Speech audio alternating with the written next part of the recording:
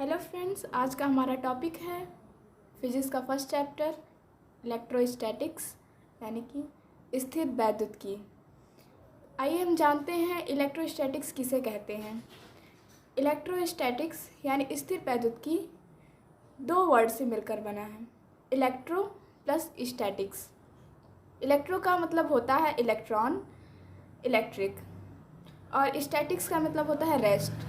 जब electron rest में होते हैं तो उन्हीं को इलेक्ट्रोस्टैटिक्स कहते हैं, जिसके अंतर्गत हम यह पढ़ते हैं कि इलेक्ट्रॉन रेस्ट में होते हैं। आइए अब यह जानते हैं कि इलेक्ट्रोस्टैटिक्स किसे कहते हैं। भौतिकी की वह शाखा जिसके अंतर्गत स्थिर आवेश के कारण वैद्युत बल, वैद्युत क्षेत्र तथा वैद्युत विभव का अध्ययन किया जाता है, स्थिर वैद्युतिकी कहलाता है। उसके बाद अगला हमारा टॉपिक है इलेक्ट्रिसिटी यानी कि विद्युत। विद्युत किसे कहते हैं? किसी पदार्थ का वह विशेष गुण जिससे वह पदार्थ विद्युतमय हो जाता है, वैद्युत कहलाता है। और इसके बाद हम आते हैं वैद्युत आवेश पर। वैद्युत आवेश किसे कहते हैं? किसी पदार्थ का वह गुण जिसके कारण कोई भी पदार्थ विद्युत अथवा चुंबकीय प्रभाव का अनुभव करता है, इलेक्ट्रिक चार्ज कहलाता है, यानी कि वैद्युत आवेश कहलाता है।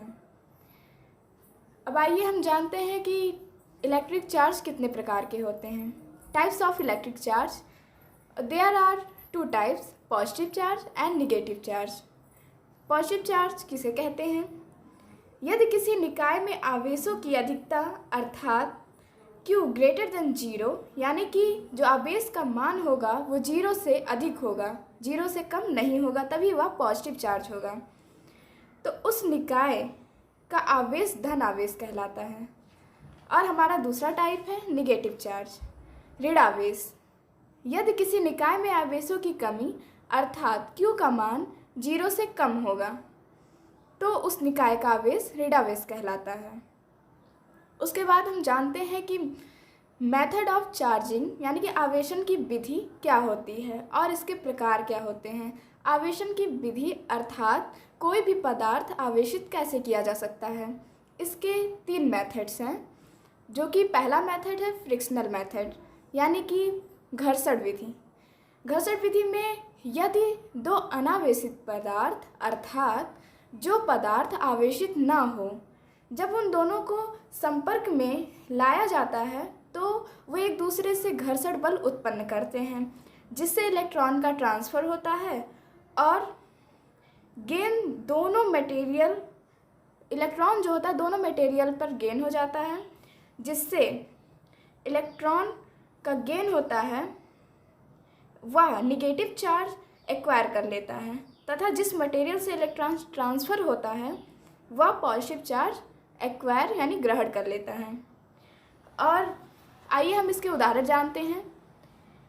जब हम ग्लास की रॉड किसी सिल्क यानी कि रेशम के टुकड़े पर यदि हम रफ करते हैं तो उस ग्लास के रॉड पर पॉजिटिव चार्ज एक्वायर हो जाता है तथा उस सिल्क पर निगेटिव चार्ज। हमारा दूसरा एग्जाम्पल है ड्राई हेयर यानी कि सूखे बाल। जब हम सूखे बाल पर कॉम्ब करते हैं तो ड्राई हेयर पे पॉजिटिव चार्ज और कॉम्ब पर निगेटिव चार्ज एक्वायर हो जाता है। उसके बाद हमारा तीसरा एग्जाम्पल है एवोनाइट की छड़ और कैट स्किन।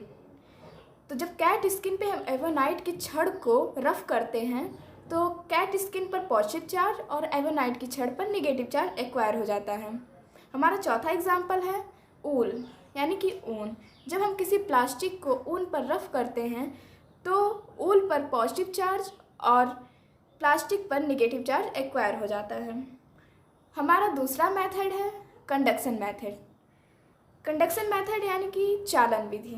चालन विधि जब दो वस्तु में एक वस्तु अनचार्ज हो तथा दूसरी वस्तु चार्ज हो, यानी कि एक वस्तु अनावेशित हो तथा दूसरी वस्तु आवेशित हो, तो ये एक दूसरे के संपर्क में आकर जो अनावेशित बॉडी होती है वो चार्ज बॉडी के नेचर के चार्ज के अपोजिट चार्ज एक्वायर कर लेती है। इस विधि को चालन विधि कहते हैं।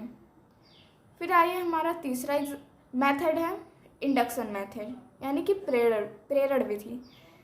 जब एक चार्ज रॉड किसी अनचार्ज बॉडी के पास लाया जाता है तो अनचार्ज बॉडी चार्ज रॉड के इफेक्ट में यानी कि प्रभाव में आकर अपोजिट नेचर का चार्ज एक्वायर कर लेता है। चार्जिंग के इस मेथड को इंडक्शन मेथड कहते हैं। फिर आइए, हमारे तीनों मेथड हो चुके हैं कंप्लीट। उसके बाद हम